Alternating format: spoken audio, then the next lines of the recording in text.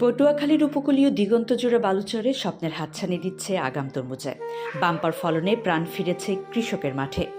অনুকূল আবহাওয়া আর রোগবালাই কম হওয়ার কারণে হাসি ফুটেছে কৃষকের মুখে। বাজারেও দাম মিলছে আশাব্যঞ্জক। কৃষি বিভাগের প্রত্যাশা, এবার শুধুমাত্র পটুয়াখালী জেলা থেকেই ৩,০০০ কোটি টাকার তরমুজ বিক্রি করবে কৃষকরা। আমরা 20 কানি জমিনে তরমুজ দিছি আগাম, ইনশাআল্লাহ 12-13 কানি জমিনে আগাম এসে গেছে, আর 7 কানির মতো আছে, পরে আসবে। আমরা এখন পাঠিয়ে আসতে আছে, বিক্রির একটা আশাবাদী, ইনশাআল্লাহ ভালো লাভবান হবে। খরচ হয়েছে 60 থেকে 65 লক্ষ টাকা। আমরা মোট বিক্রি দিলে মনে হয় যে 2 কোটি টাকা নাগান বেচতে পারবো। সবুজ লতার বিস্তীর্ণ চাদরের নিচে লাল রঙের পাকা তরমুজ। তরমুজের রাজধানী হিসেবে পরিচিত পটুয়াখালীতে এবার আগাম আবাদে মিলেছে তরমুজের বাম্পার ফলন। ডিসেম্বরের শুরুতেই গলাচিপা, রাঙ্গাবালী, কলাপাড়া ও বাউফল উপজেলায় শুরু হয় তরমুজ চাষ।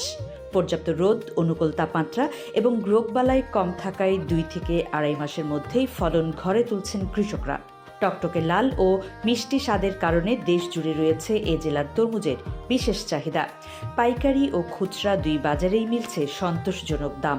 তুলনায় এইবারকার ইনশাআল্লাহ মাল অনেক ভালো হয়েছে। কৃষক যারা আসলে বেচছে তো ওনারা লাভই বেচছে, আমিও আশাবাদী, তো আমি লাভে বেচবো ইনশাআল্লাহ। আমরা এই দীর্ঘ 5 মাস ধরে এই জায়গায় এই তরমুজ চাষ করি, অনেক সারাদিন কাজকর্ম করি, কিন্তু আমরা আগাম জাতের দিছি, ফলন ভালো হয়েছে। কিন্তু আমরা এই রমজান মাসেও ফলন ভালোভাবে এবং ব্যবসা হবে, আমাদের লাভবান হব ইনশাআল্লাহ। এবছর ইনশাআল্লাহ আমার ফলন ভালো, বৃষ্টি বাদল নাই, চান্তা মান্তা কিছু নাই। চান্তা তো লইতে আইলে কইছে চান্তা যে লইগে আইবে আর আমার ধরাই দেবা, আমি তার সাথে সাথে তার বিচার হইবে।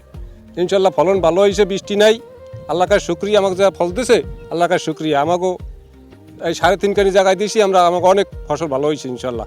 বৃষ্টি যখন নাই, তারপর চান্তা মান্তা নাই, অনেক ভালো, আল্লাহ কার শুকরিয়া। তরমুজ দিছি, আইসা পড়ছে তরমুজ খুব আগাম দিছি।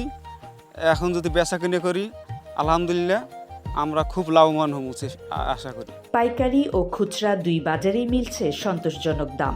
এতে উৎপাদন খরচ উঠে লাভের আশা করছেন চাষিরা। উপকূলের এই তরমুজ ঘাটগুলো এখন পরিণত হয়েছে ব্যস্ত বাণিজ্য কেন্দ্রে। ক্ষেত থেকে ট্রলার ভর্তি তরমুজ ঘাটে আসছে, ঘাট থেকে পাইকাররা কিনে নিয়ে যাচ্ছে রাজধানী সহ দেশের বিভিন্ন জেলায়। দিনরাত 24 ঘন্টা চলছে এমন মহাকর্মযজ্ঞ।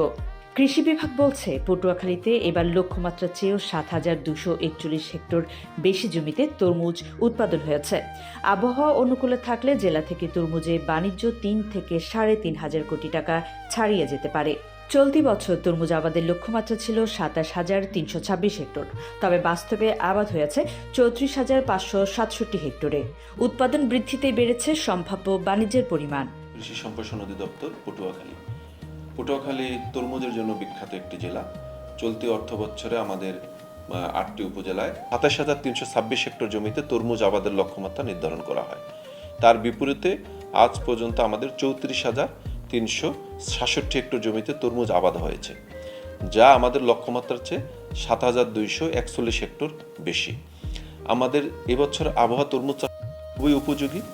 3 থেকে 3,500 কোটি টাকার তরমুজ পটুয়াখালী জেলা থেকে উৎপাদিত হবে, এটা আমাদের আশাবাদী। আর আমাদের পটুয়াখালী জেলার সবচেয়ে বেশি তরমুজ উৎপাদিত হয় গলাচিপা, এরপরে রাঙ্গাবালী এবং কলাপাড়ায় তরমুজ হয়। গলাচিপা এবছর প্রায় 12,600 হেক্টর জমিতে আমাদের তরমুজ আবাদ হয়েছে। মোটামুটি আমাদের কাছে যে সার্বিক তথ্য আছে তাতে তরমুজের ফলন ভালো, এবং যেটা অগ্রিম মানে আর্লি যেটাকে বলা হয়, অগ্রিম যে তরমুজটা ওঠে ওটা কৃষক ভাইরা দাম পাচ্ছে। আর আবহাওয়া যেহেতু ভালো আছে, কৃষক ভাইদের সমস্যা হওয়ার কথা না, যদি তারা ঠিকমতো সার এবং অন্যান্য বিষয়গুলো ম্যানেজমেন্টগুলো যদি ব্যবস্থাপনাগুলো যদি ঠিকমতো করে থাকে, তাহলে কৃষক ভাইদের মাঠে সমস্যা হওয়ার কথা নয়।